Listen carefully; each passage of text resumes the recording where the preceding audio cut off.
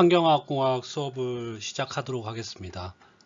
챕터 5장 그 수질 오염에 대해서 계속 이어서 할 거고, 오늘은 그 호수하고 저수지에서의 수질에 대해서 좀 얘기를 하려고 그래요. 우리 학교에 있는 1과목 같은 경우도 호수죠. 인공호수긴 한데 호수긴 합니다. 그리고 이 모든 호수들은 그 자연적으로 뭐 실트 혹은 오게닉 메럴. 실트라는 거는 뭐 이렇게 그 침리라고 얘기를 하는데, 흙 같은 거 있잖아요. 그런 거 하고 유기 물질들이 계속 누적이 되고, 이 누적이 되면서 자연적으로 호수에 나이가 드는 현상, 호수의 노화 현상을 부영양화, 유트로피케이션이라 그래요. 그리고 이런 거를 자연적인 유트로피케이션이라 그러고,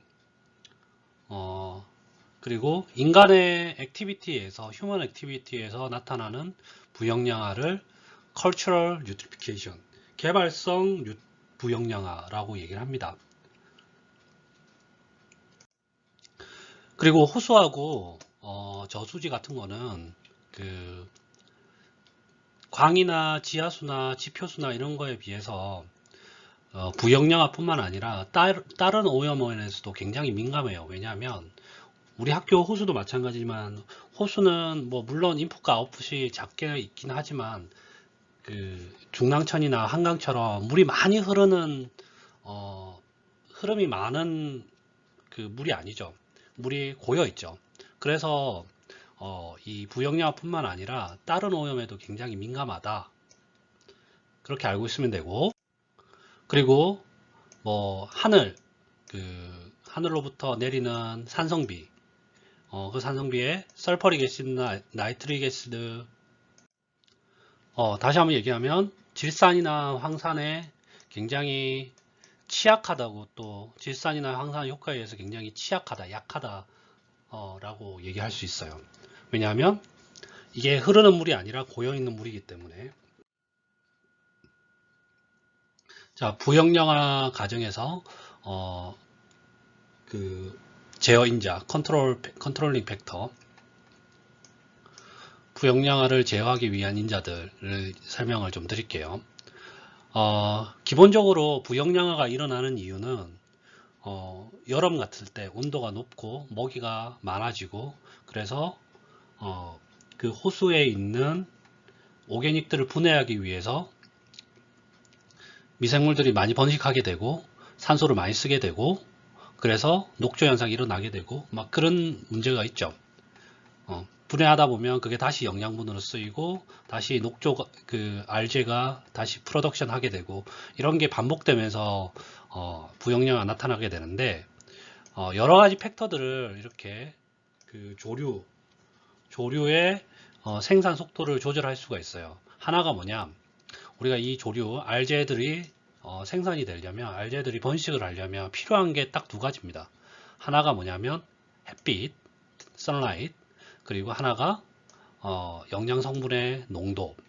근데 햇빛 같은 경우는 햇빛이 많이 있으면 있을수록 그 강합성 조건이 만들어지니까 그 조류들이 많이 번식을 하게 되고 성장을 하게 되고, 그리고 그와 동시에 그 영양 물질이 많으면 많을수록 성장을 많이 하게 되죠. 그죠? 이런 팩터들이, 가장 중요한 팩터 두 개가 있다. 하나가 햇빛, 하나가 영양 물질. 이렇다는 걸 알고 있으면 되고, 그리고 호수에서 우리가 층을 나누면, 물론 우리 학교 호수는 굉장히 얕은 호수긴 하지만 물 표면에 있는 호수의 표면수를, 탑 레이어를 유광대라고 그래요. 유포틱 존이라 그러는데, 여기서는 식물들이 산소를 생산하기도 하고, 광합성에 의해서 포토신세시스에서 산소를 생산하기도 하고, 그리고 다시 한번 얘기하면 이 유광대에서는 그 호흡보다 식물이 호흡에 의해서 산소를 쓰는 것보다 강압성에서 산소를 많이 쓰는 그 영역을 유광대라 그래요. 그리고 이 유광대 밑에는 프로펀덜졸, 그러니까 심연대라 그러는데 그 아래 영역을 심연대라 그러고, 여기는 강압성보다는 호흡을 더 많이 하는 영역이에요. 식물들이 있을 때. 그리고 이 유광대하고 심연대 가운데 있는 존들을 트랜지션 존을 라이트 컴펜세이션 레벨, 강보상 수위 존이라고 부릅니다. 그리고 이 강보상 수위 존에서는 그 햇빛이 전체 풀 선라이트 중에 한 1% 정도가 들어온다고 합니다. 그러면 이 강보상 수위 밑에 있는 심연대에서는 햇빛이 거의 안 들어온다고 생각하면 돼요. 다시 한번 얘기하면 햇빛이 많이 들어오는 표면, 물 표면을 유광대라 그러고, 유광대에서는 광합성에 의해서 산소를 많이 생산하게 되고, 호흡에 의해서 산소를 쓰는 양보다 광합성에 의해서 산소를 많이 생산하게 된다. 그리고 심연대에서는 그 밑에는 심연대가 있고, 그리고 이 유광대와 심연대 사이에는 강보상 수위라는 라이트 컴펜세이션 레벨 존이 있고, 이 존에서는 이 영역이 어떤 영역이냐면 태양빛이 약 1% 정도 들어오는 1% 라이트 인텐시티가 들어오는 영역이다. 이렇게 알고 있으면 돼요. 우리가 이 유트리피케이션을 컨트롤하기 위해서 뭘 조절할 수 있느냐? 그거는 유트리피케이션에 영향을 미치는 두 개의 인자, 태양빛하고 그리고 영양물질이라고 그랬죠. 이 두 개를 조절을 해야 돼. 알고 있겠지만 그 태양빛 같은 경우는 조류 혹은 뭐 이런 그 수생 식물들의 성장하는 리미팅 팩터, 제한 인자이긴 하지만 이거를 우리가 어떻게 컨트롤 할 수 있는 방법이 없어요. 이 유트리피케이션 속도를 뭐 줄일 수 있는 방법이 없어요. 우리가 태양빛을 줄일 수가 없잖아. 태양빛이 오는 그 태양에서 오는 태양 선라이트, 우리가 뭐 이거를 양을 줄인다거나 인텐시티를 줄일 수가 없죠. 이거는 그냥 고정된 인자지, 그지? 제한 인자긴 하지만 우리가 컨트롤 할 수 있는 제어를 할 수 있는 인자가 아니야. 그래서 이 부영양화를 막기 위해서 가장 현실적인 방법은 결국 뉴트리언트, 영양물질을 이렇게 컨트롤하는 거다. 영양물질을 조절하는 거다. 이렇게 알고 있으면 되고, 그리고 리비라는 사람, 저스터스 리비히, 이 사람이 리비히의 채소 법칙이라는 거를 발표를 했는데 1840년에 발표를 했다고 합니다. 이거는 뭐냐면 어떤 식물이 성장은 제공되는 영양물질의 최소량에 의존한다는 얘기예요. 어떤 식물이 성장하려고 한다면 그 영양물질의 푸드스톱의 최소량의 미니멈 퀄런티의 영향을 받는다. 예를 들어서 이런 말이야. 우리가 뭔가 성장을 하려면 인도 필요하고 질소도 필요하고 막 그런데 인은 양이 적고 질소는 양이 많단 말이야. 그러면 그 성장을 슬로우 다운 시키기 위해서 질소를 컨트롤하는 것보다 양이 작은 인을 컨트롤하는 게 훨씬 더 효율적으로 컨트롤할 수 있다는 얘기예요. 지난번에 얘기했지만 리미팅 뉴트리언트라는 단어를 썼죠. 리미팅 뉴트리언트 같은 경우는 제한 영양물질이고 우리가 화학 반응식에서 쓰는 리미팅 리액턴트랑 비슷한 개념이야. 그래서 반응 속도를 줄이기 위해서는 리미팅 리액턴트, 리미팅 뉴트리언트를 컨트롤해야 된다. 즉, 그 반응에서 가장 적은 양을 가진 뉴트리언트를 컨트롤해야 된다. 이게 그 리비히의 최소 법칙이고, 그리고 유트리피케이션을 컨트롤하는 가장 쉬운 방법은 여기 있는 것처럼 리미팅 뉴트리언트를 우리가 아이덴티파이 하고 우리가 밝혀내고 그리고 그 양을 그 농도를 줄이면 된다. 예를 들어서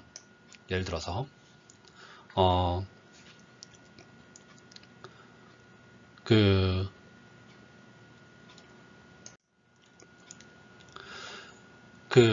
세제에 우리가 쓰는 하수로 버리는 세제에 뭐 샴푸나 이런 세제, 샴푸나 혹은 퐁퐁이나 이런 세제에 인을 제거하기 위해서 포스포러스 인 양을 줄여서, 다시 한번 얘기하면 이 세제에 인을 제거해 가지고 하수에 흘러보내는 인의 로딩량을 줄여도 얘네들은 예를 들어서 그 지표수가 나이트로젠이 부족한 나이트로젠 리미티드 서피스 워터다 그러면 질소가 부족한 지표수면 그 영향은 굉장히 미비하다는 얘기예요.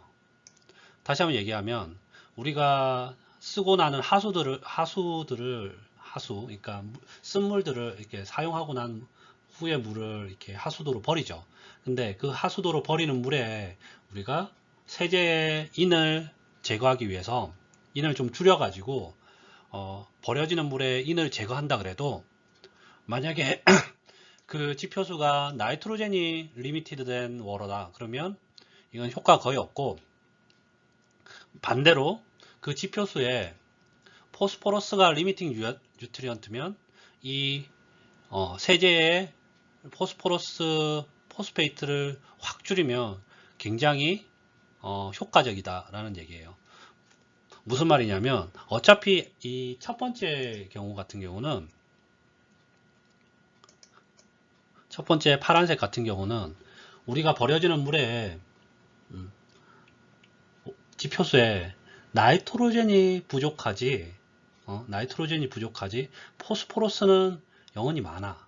그래서 포스포러스를 줄인다고 해서 그 영향이 미비한데, 두 번째 만약에 포스포러스가 리미팅 리액턴트인 지표수다, 오렌지색처럼, 그러면 포스포러스가 인이 리미팅 리액턴트니까 세제에서 인을 줄이면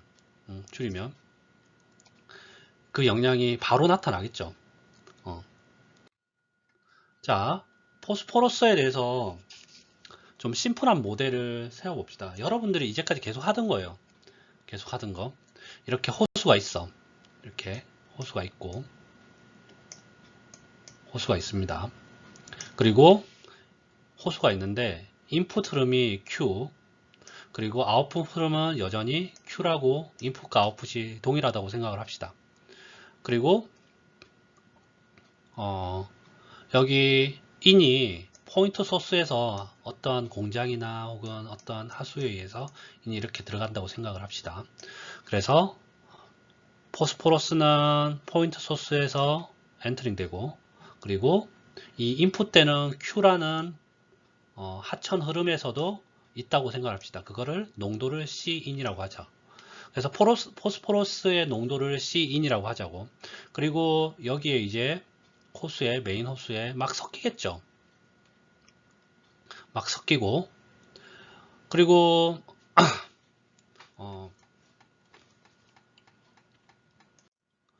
인이 없어지는 거는 엑시트 흐름, 그러니까 배출되는 흐름에 의해서 인이 없어지고, 그리고 이 호수 보면 이 가라앉는 게 있거든. 여기 있는 것처럼 이 세덜링 된다 그러는데, 세덜링 되는 것 때문에 침전물 속으로, 이렇게 세디멘트 쪽으로 이게 침전되는 것 때문에 없어진다고 생각을 하자고. 그래서 다시 표현할게요.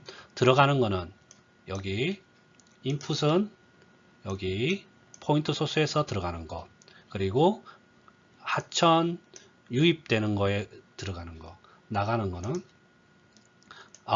아웃고잉에서 나가는 거, 그리고 세들링 되는 거 여기서 나가는 거, 이렇게 없어진다고 생각을 합시다.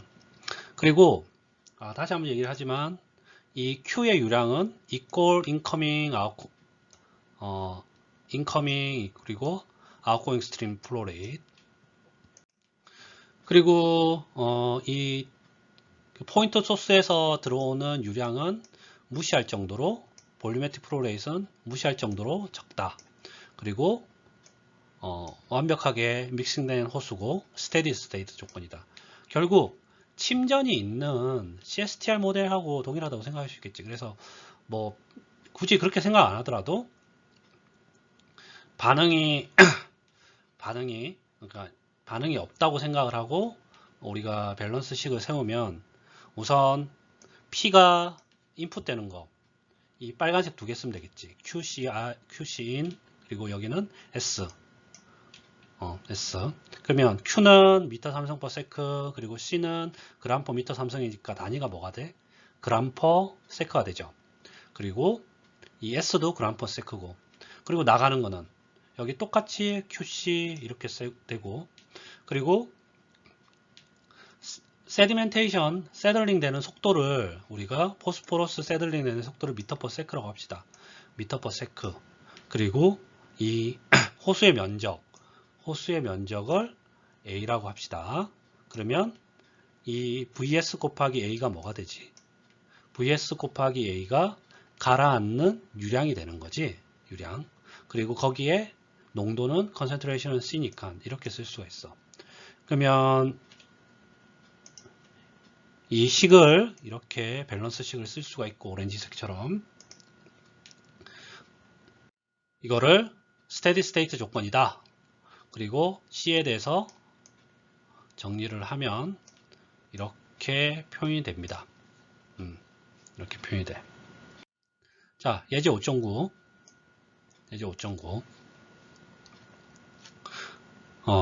조금 전에 배운 것처럼 포스포러스 리미티드 레이기예요. 그리고 서피스 에어리어는 80 곱하기 10의 6승 미터 3승. 표면적 서피스 에어리어 나왔지. 호수의 표면적.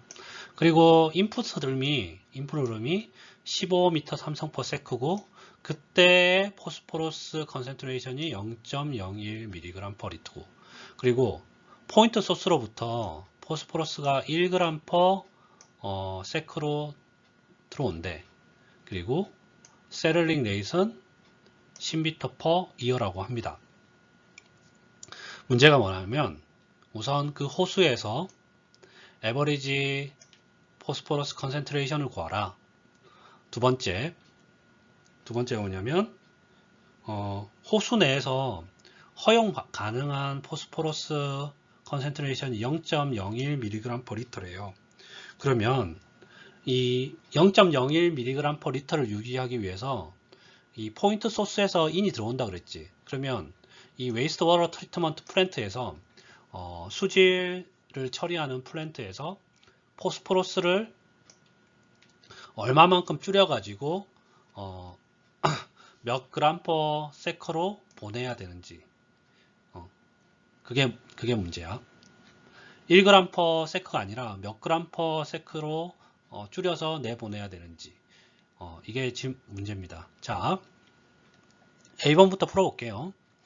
A번 인커밍 스트림의 포스포러스의 로딩량, 그러면 Q 아까 15 곱하기 미터 3승 퍼 세크, 그리고 그때의 농도 0.01mg per 리터, 그리고 단위 한상 해주기 위해서 1mg per 리터는 1g per 미터 3승 해가지고 0.15g per 세크가 되죠. 그리고 포인트 소스로부터 1g per 세크로 들어온다 그랬지. 그러면 1g per 세크, 이게 식에서 S가 되는데 1g per 세크로 들어온다 그랬으니까 총 1.15g per 세크로 들어오고, 세들링 되는 속도는 우리가 세들링 되는 속도 10m per year라 그랬어. 그러면 365, 1년은 365일, 하루는 24시간, 1시간은 3600초 해가지고 계산을 하면 3.17 곱하기 10의 마이너스 7승, 여기 마이너스 7승이에요. 마이너스 7승 미터 퍼 세크로 굉장히 천천히 세들링 되는데, 그러면 아까 포스포러스 농도를 구하는 이 식 인풋 QC in 그리고 S 구하고, 그 다음에 Q 알고 C 우리가 모르는 거 구해야 되는 거고 vs 아까 vs가 여기 3.17 곱하기 10의 마이너스 7승 그리고 A 여기 표면적 줬죠. 80 곱하기 10의 6승미터 그리고 C 우리가 구해야 되지. 그러면 C에 대해서 정리하면 이렇게 된다 그랬으니까 Q 알고 vs 알고 A 알고 QC 인 알고 S 알고 결국 계산을 쭉 하면 0.028mg/L 이렇게 구할 수가 있죠. 근데 0.028mg/L를 이제 B번에서 0.01mg/L로 줄여야 돼. 그러면 B번에서 이 0.028mg/L를 0.01mg/L로 줄여야 되는데 그러면 우리가 강물에서 막 들어오는 거는 못 줄이죠. 결국 줄여야 되는 게 포인트 소스에서 들어오는 애를 줄일 수밖에 없어. 그러면 아까 조금 전에 있는 식을 그 식을 S에 대해서 풀면 이렇게 돼. C 곱하기 가로 Q 플러스 vs A 마이너스 QC인 그럼 C를 0.01mg/m3승 0.01 g/m3승 혹은 mg/L로 두고 그리고 나머지는 알 수 있는 값이죠. 그래서 계산을 하면 S가 0.25g/s가 돼. 결국 그 포인트 소스에서 지금은 1g/s로 들어오는데 이거를 75% 줄여가지고 0.25g/s로 해야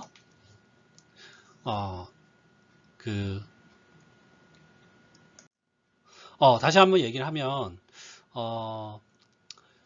이 포인트 소스의 1g/s를 세크 속도로 들어오는 거를 우리가 처리를 해서 폐수 처리 시설에서 처리를 해서 0.25g/s로 줄이면 호수가 0.01mg/L의 포스포러스 농도를 유지하게 되는 거죠. 그래서 결국 75% 정도 포스포러스를 좀 제거를 하고 나서 그 호수에 배출해야 된다. 그렇습니다. 네. Summer Stratification, 열적 성층에 대해서 얘기를 좀 할게요. 우리가 5장 처음, 수질오염 처음 얘기를 할 때 물에 대한 특성을 좀 얘기를 했는데 물의 특성 중에 하나가 물의 덴시티가 4도씨에서 최대값이다. 여기 그림 피겨 5.20에서 보는 것처럼 4도씨일 때 덴시티가 가장 높고 4도씨 이하일 때는 다시 덴시티가 낮아지고 4도씨 이상일 때도 덴시티가 미세하게나마 낮아지게 돼요. 렐러티브 덴시티를 보면 알겠지만 4도씨일 때 거의 1에 가깝고 나머지는 미세하게나마 0.99980, 0.99960 이렇게 작아집니다. 예를 들어서 여름철 같은 경우는 우리 호수의 표면 온도가 4도씨보다 높고 그리고 수심이 깊어지면 깊어질수록 온도가 낮죠. 그래서 여름에는 물의 온도가 높은 척의 물 표면이 위에 있고 그리고 온도가 낮은 축에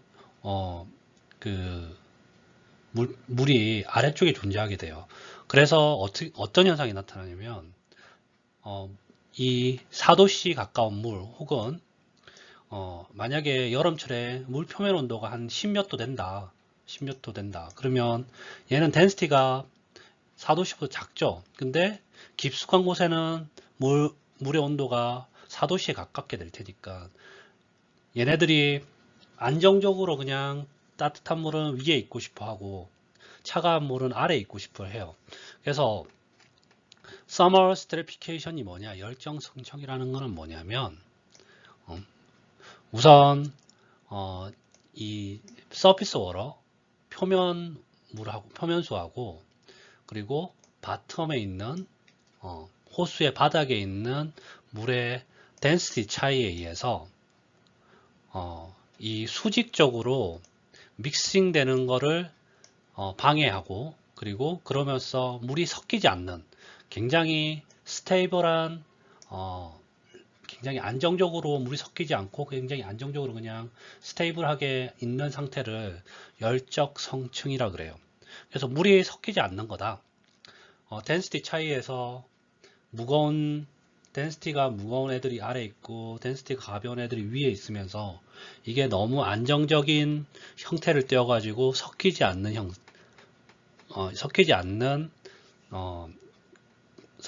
현상을 열적 성층이라 그래요. Summer Stratification이라 그래요. 자, 우리가 조금 전에 인에 대해서 얘기를 할 때, 호수에 대해서 얘기를 할 때 태양빛에 의해서 몇 가지 존으로 나눴는데, 이번에는 이제 온도로 호수를 좀 나눠 보려고 그래. 우선 표수층, 이플리미언이라고 그러고, 호수가 있다 그러면 가장 위에 있는 레이어를 표수층이라고 그래요.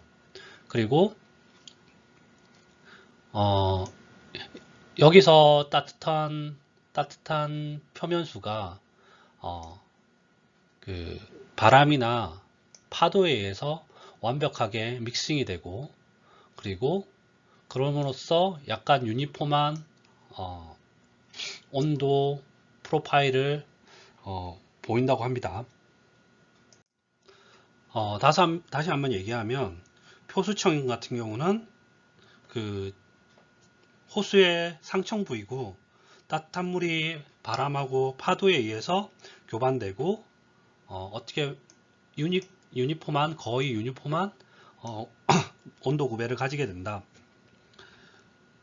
그리고 수온 약층 혹은 중수층이라고 해요. Summer Cline 혹은 메탈리니언이라고 하고, 이 표수층 아래 그리고 온도가 급격하게 다운되는 영역을 수온 약층, 중수층이라고 합니다.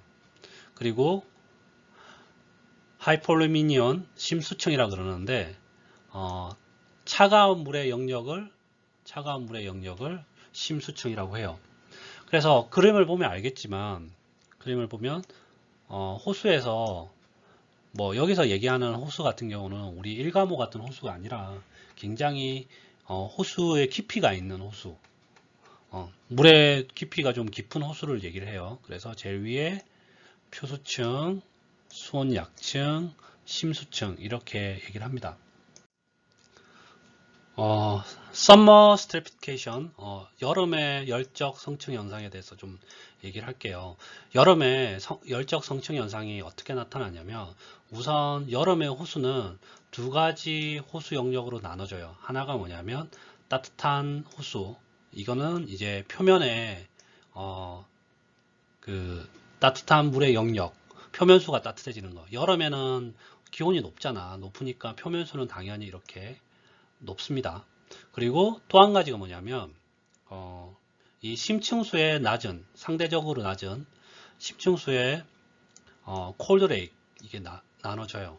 그러면 여름에는 따뜻한 물이 위에 있고, 그리고 차가운 물이 아래 있죠. 따뜻하다는 얘기는 물론 4도씨보다 다 높은 영역에서 얘기를 해요.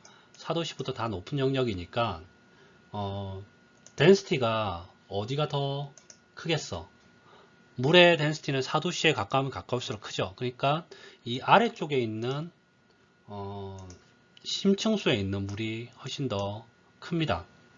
하늘색으로 표현할게요. 심층수에 있는 이 부분이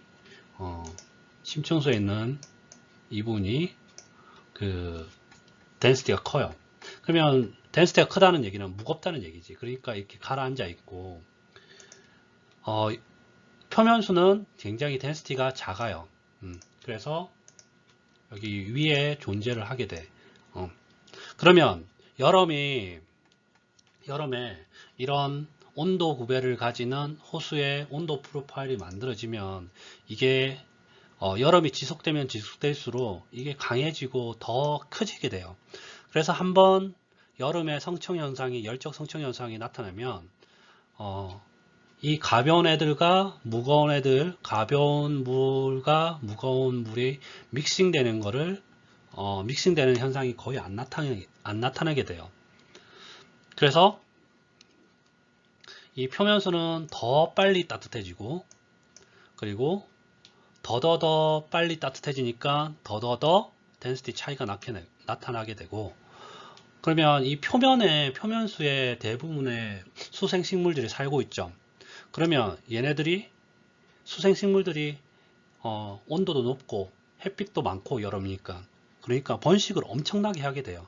그래서 뭐가 나타나느냐, 유로픽 렉, 그러니까 부영양화된 호수가 나타나게 돼요. 그래서 여름에 적조나 녹조가 나타나는 거예요. 만약에 근데 겨울이 다가온다. 겨울이 되면 어떻게 되느냐, 겨울은 우리나라만 해도 4도씨 기준으로 해서 그 표면수의 온도가 4도씨보다 낮아. 그러면 어떤 현상이 나타나냐면, 표면수는 온도가 낮고, 그리고 표면수는 온도가 낮고, 그리고 이 심수층은 온도가 높아. 그러면 덴시티가 어떻게 되느냐, 표면수는 온도가 낮으니까 물론 4도씨 기준으로 해서 온도가 낮으니까 얘네들은 덴시티가 가볍고, 그리고 4도씨 기준으로 해서 온도가, 겨울에는 온도가 다시 얘기를 할게요. 조금 헷갈렸는데 다시 설명을 하겠습니다.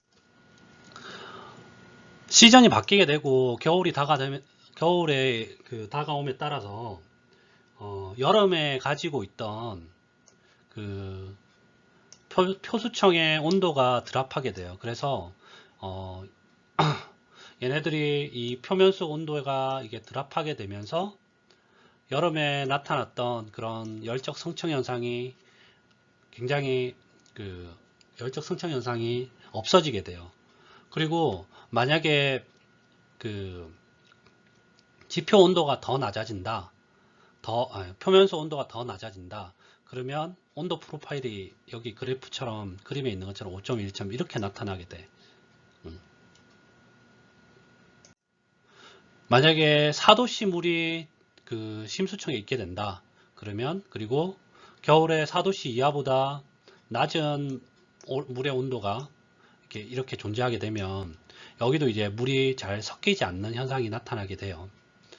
이런 거는 근데 거의 없고, 이 4도씨보다 더 떨어졌을 때 그냥 표면에 물이 얼게 되면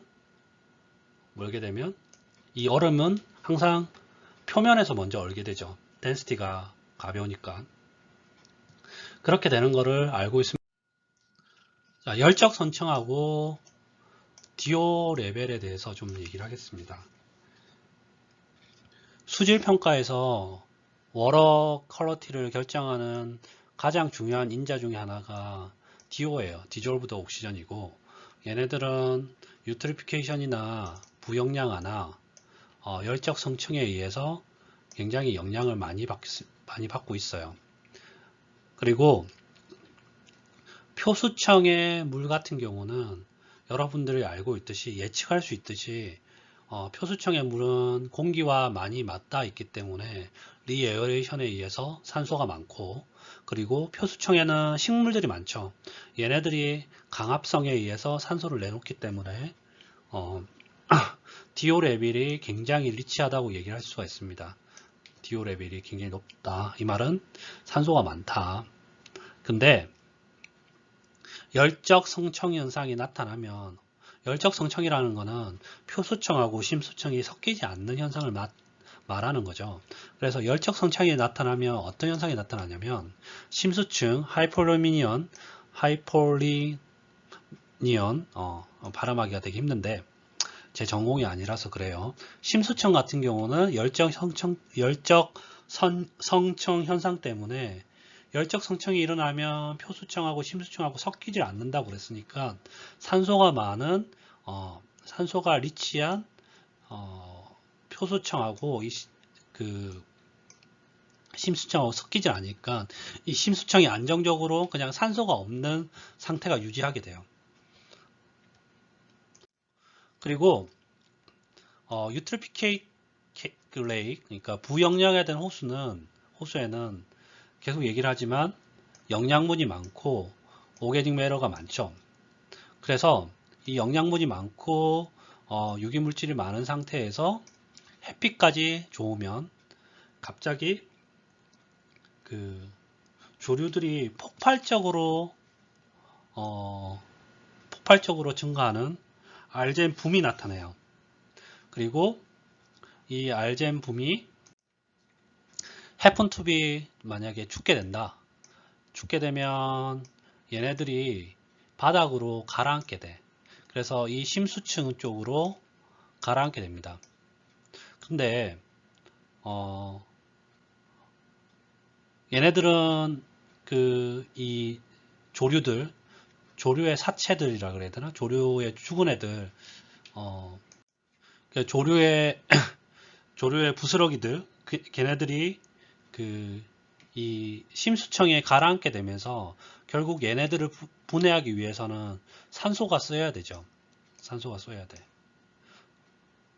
그리고 기본적으로 이 심수청에는 사용할 수 있는 산소가 적을 뿐만 아니라 그리고 이 유기물 부스러기 분해하는데 산소가 요구되기 시작하면서 분해되면서 산소를 많이 쓰게 되면서 실제 심수청에서 산소가 부족하게 돼요. 그러면 산소가 부족하게 되면 또 어떤 현상이 나타나느냐? 그러면 얘네들이 이 심수청에 있는 물고기들이 필요한 산소가 부족하게 되면서 물고기들이 제일 먼저 죽게 돼. 그리고 이런 현상들은 보통 여름에 또 나타나니까 기본적으로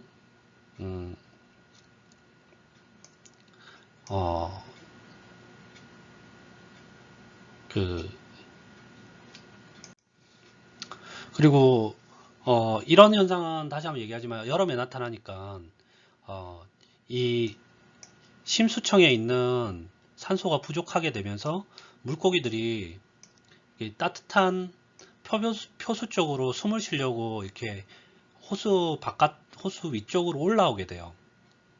왜냐하면 심수청에는 계속 공기가 맞닿아 가지고 산소가 좀 뭐라 그래야 되나, 산소가 충분하니까. 그래서 근데 이 심수청에 사는 물고기들은 체온이 낮아야 돼. 근데 이 따뜻한 표수 쪽으로 오게 되면 체온이 높여져 가지고 메타볼리즘이라든지 이런 게 바뀌어 가지고 제일 먼저 죽게 돼요. 그래서 호수가 부영양화가 되면 제일 먼저 죽게 되는 물고기들이 심수층에 있는 물고기가 제일 먼저 죽는다고 합니다. 호수의 산성화에 대해서 좀 얘기를 할게요. 기본적으로 호수가 산성화되는 이유는 말 그대로 빗물에 의해서 산이 호수로 들어갔기 때문에 그렇다. 그리고 모든 빗물들은 기본적으로 자연적으로 좀 애시딕 합니다. 이게 왜냐하면 CO2하고 그리고 뭐 미미하긴 하지만 나이트리피케이션에 의한 질소의 고정화에 의한 산성비가 내려서 그래. 그리고 LCD 디파지션, 산이 디파지션 되는 거에 대한 영향들은 아직까지 좀 완벽하게 이해되지는 않다고 합니다. 뭐 물질에 대해서나 혹은 테레스티얼 에코시스템하고 아쿠아틱 에코시스템의 산성비의 영향은 아직까지 잘 그렇게까지 완벽하게 알려지지는 않다고 합니다. 자, 바이카보네이트 버퍼링에 대해서 얘기를 할게요. 바이카보네이트 버퍼링. 기본적으로 수생식물들은 아쿠아틱 오가니즘은 pH에 굉장히 센시티브해요. 그래서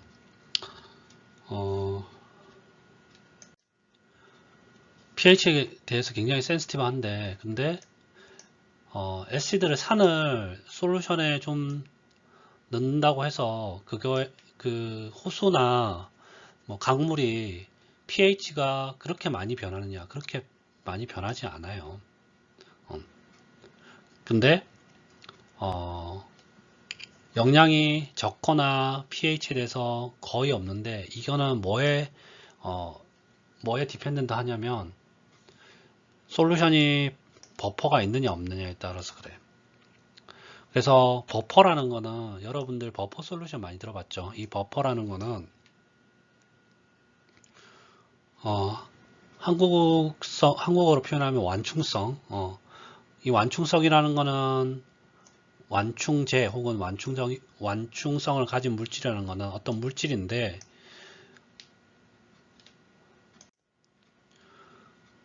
그 첨가된 하이드로젠 아이온을, 수소 이온을 중화시킬 수 있는 서브스턴스를 버퍼라 그래. 그리고 대부분의 호수 같은 경우는 바이카보네이트 이온, 중탄산에 의해서 그 버퍼 효과가 나타난다고 합니다. 카보네이트 이온, 여기 있는 것처럼.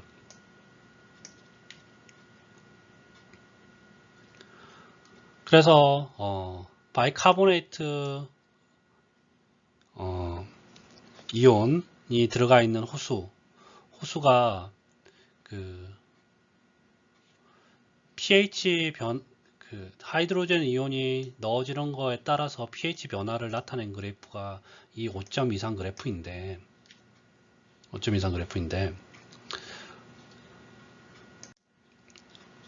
실제 우리가 산을 계속 집어넣으면 산을 계속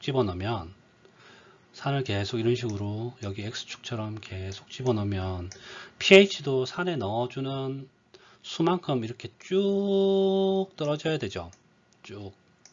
근데 그러지 않고 바이카보네이트 이온 때문에 pH 6.3까지 이 호수의 pH가 막 완충성을 가져. 그래서 바이카보네이트 레이트 같은 경우는 하이드로젠 이온을 계속 넣어준다고 해서 pH가 확 바뀌는 게 아니라 pH가 거의 변화가 없다. 언제까지? pH가 6.3으로 떨어질 때까지. 그리고 pH 6.3까지는 pH 6.3이 될 때까지 여기까지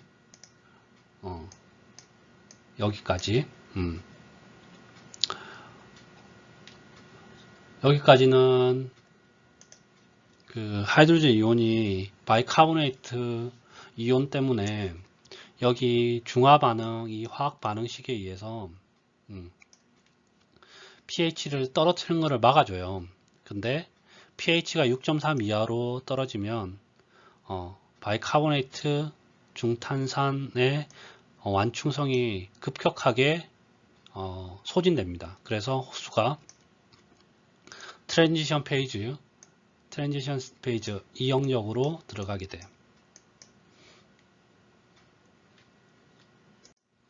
그리고 여기에 이제 산을 더 넣어주면 어떻게 되느냐? 산을 더 넣어주면 pH가 5.0 이하가 되고 호수는 더 이상 버퍼를 할 수 없게 되고 호수의 산성화가 일어나게 돼요. 그래서 우리가